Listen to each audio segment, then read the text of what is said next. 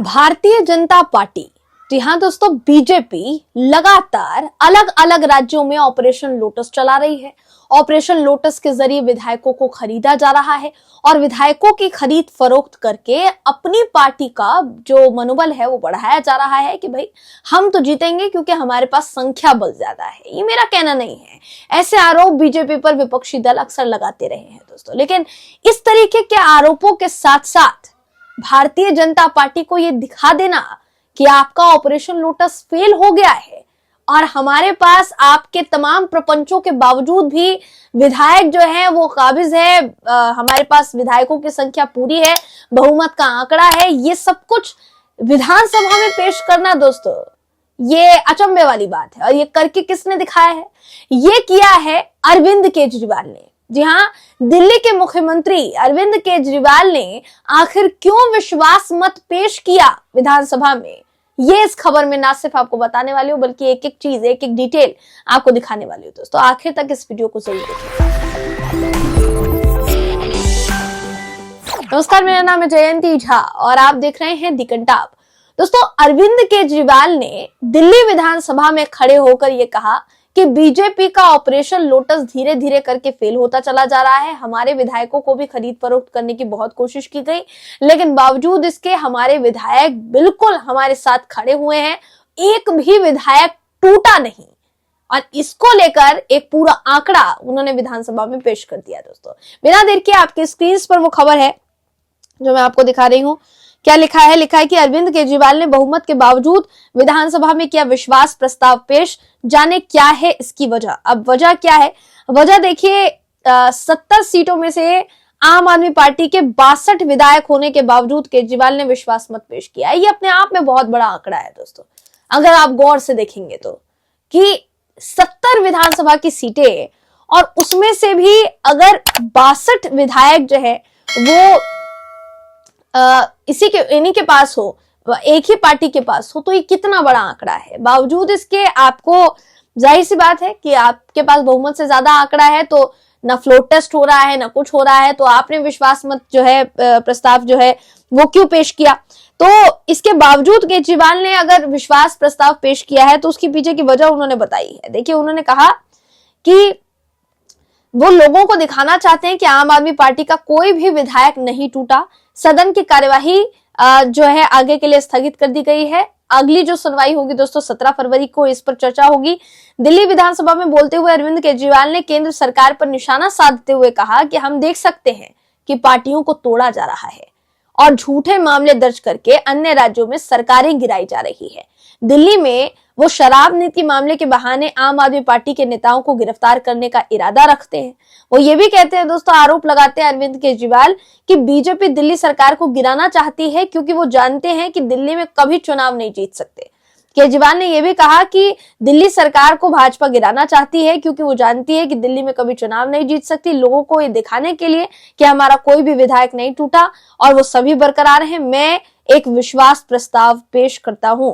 और ये कहते हुए उन्होंने विश्वास प्रस्ताव पेश किया दोस्तों। 70 में से 62 विधायक आम आदमी पार्टी के। सोचिए, ये एक बड़ा आंकड़ा है जो आम आदमी पार्टी के पास है। केजरीवाल का जो कदम है, ये खबर कहती है केजरीवाल का ये कदम उनके द्वारा भाजपा पर उनकी सरकार को गिराने के उद्देश्य से आप विधायकों को खरीदने का प्रयास करने का आरोप लगाने के कुछ सप्ताह बाद आए हैं। उन्होंने दावा किया है कि बीजेपी ने आपके 7 विधायकों को पाला बदलने के लिए 25 करोड़ रुपए की पेशकश की थी। बीजेपी ने यह भी धमकी दी थी कि शराब नीति मामले में उन्हें जल्द ही गिरफ्तार कर लिया जाएगा। उनके दावे के बाद दिल्ली पुलिस की अपराध शाखा ने आरोपों की जांच में शामिल होने के लिए अरविंद केजरीवाल को नोटिस भेजा था दोस्तों। पुलिस ने अपने द्वारा लगाए गए आरोपों को साबित करने के लिए उनसे कहा था। नोटिस में मुख्यमंत्री से आम आदमी पार्टी के उन 7 सांसदों के नाम भी बताने के लिए कहा गया था जिनसे कथित खरीद फरोख्त के लिए संपर्क किया गया था। यानी कुल मिलाकर अगर कहा जाए तो जितने भी विधायक हैं जिनका नाम अरविंद केजरीवाल ले रहे थे कि उनको खरीद फरोख्त करने की कोशिश की गई, खरीदने की कोशिश की गई, 25 करोड़ का ऑफर दिया गया, उन विधायकों का नाम भी फिर पूछा जाने लगा दोस्तों। देखिए, हो सकता है कि ये जो सारी बातें हैं ये अरविंद केजरीवाल को ही पता हो कि वो जो कह रहे हैं उसमें सच्चाई है या नहीं, लेकिन अगर गौर करेंगे दोस्तों तो जो उन्होंने सरकारें गिराने की बात कही है उसमें क्या आपको झूठ नजर आता है? तनिक भी झूठ नजर आता है। मैं आपको ऐसे ढेरों उदाहरण दे सकती हूँ। आप महाराष्ट्र की बात कर लीजिए, आप महाराष्ट्र के अलावा इससे पहले कर्नाटक की बात भी कर सकते हैं, फिर आप मध्य प्रदेश पे भी आ सकते हैं। मध्य प्रदेश में जो हुआ, फिर आरोप यह है कि कोशिश हुई बिहार में भी ऐसा करने के लिए, लेकिन बिहार में ऐसा कुछ हो नहीं पाया। आरजेडी के विधायकों को खूब खरीदने की कोशिश की गई, लेकिन ऐसा नहीं हो पाया। यह भी आरोप बीजेपी पर लगा। महाराष्ट्र की मैं बात कर रही थी, महाराष्ट्र में एकनाथ शिंदे ने अपनी पार्टी को ही तोड़ दिया और आरोप लगता है कि बीजेपी के इशारे पर यह सब कुछ हुआ। फिर क्या होता है, फिर उनकी ही पार्टी को असली शिवसेना करार दे दिया जाता है। उसके बाद एनसीपी के साथ भी यही हुआ, शरद पवार की पार्टी को दो धड़ों में बांट दिया गया और इसका आरोप भी बीजेपी पर लगता है कि भाई अजीत पवार जिन पर किसी समय में आरोप लगाते थे प्रधानमंत्री मोदी जी, और उनके अलावा पूरी की पूरी एनसीपी को ही घेरते थे, अब अजीत पवार भारतीय जनता पार्टी के साथ सरकार में इस वक्त विराजमान है। सोचिए, तो कुल मिलाकर कहा जाए बीजेपी जो आरोप झेलती आ रही है, उन्हीं आरोपों का जिक्र तो अरविंद केजरीवाल ने किया है। इससे पहले जब संजय सिंह जेल से बाहर थे, जब उनकी गिरफ्तारी नहीं हुई थी, तब उन्होंने भी कई दफा ये दावे किए कि मुझे खरीदने की कोशिश हुई, झुकाने की कोशिश हुई, मनीष सिसोदिया को खरीदने की कोशिश हुई, सत्येंद्र जैन को खरीदने की कोशिश हुई। वो सभी नेता जिनको इस वक्त जेल की सलाखों के पीछे रखा गया है दोस्तों, उन सभी नेताओं ने यह आरोप पहले ही लगा दिया था कि उनको जेल में जानबूझकर गिरफ्तार किया जा रहा है, क्योंकि उन्होंने बीजेपी के साथ जाने से मना कर दिया। ये बात अरविंद केजरीवाल कई दफा कह चुके हैं कि आज अगर मैं तैयार हो जाऊं कि मैं भारतीय जनता पार्टी में जाने के लिए तैयार हूं, तो मेरे ऊपर जितने केसेस हैं वो तुरंत हटा दिए जाएंगे, वो तुरंत खत्म कर दिए जाएंगे। न जाने कौन सी वॉशिंग मशीन में धुलते हैं ऐसे विधायक जिनके ऊपर दाग लगते हैं और भारतीय जनता पार्टी के में जाते ही उनके ऊपर के जो दाग हैं वो मिट जाते हैं। यानी भारतीय जनता पार्टी की जो सरकार है, क्या उस सरकार में केंद्रीय एजेंसियां जानबूझकर विपक्षी नेताओं को टारगेट कर रही है? क्या जानबूझकर ये सब कुछ हो रहा है?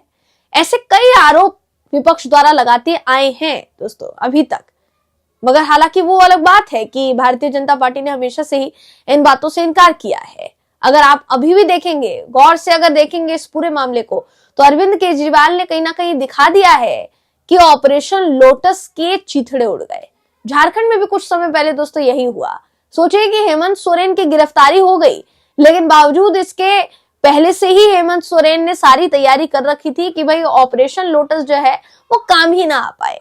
चंपई सोरेन मुख्यमंत्री भी बन गए, सरकार ने विश्वास मत हासिल भी कर लिया, फ्लोर टेस्ट में पास भी हो गई, सरकार भी दोबारा झारखंड मुक्ति मोर्चा की बन गई झारखंड में।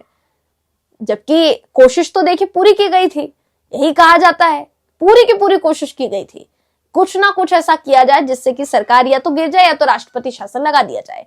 लेकिन झारखंड में सब कुछ फेल हो गया दोस्तों, और यही काम अरविंद केजरीवाल का दावा है कि दिल्ली में हो रहा है।